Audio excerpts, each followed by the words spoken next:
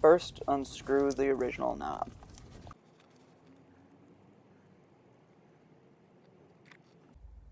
Remove the 5 screws that hold the center console in place.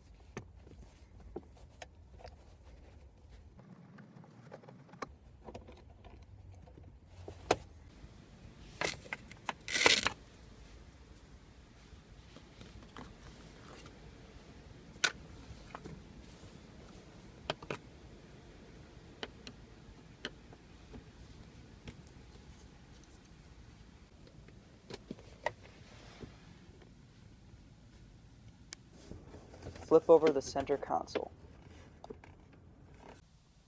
Remove the screws that hold the shift boot in place.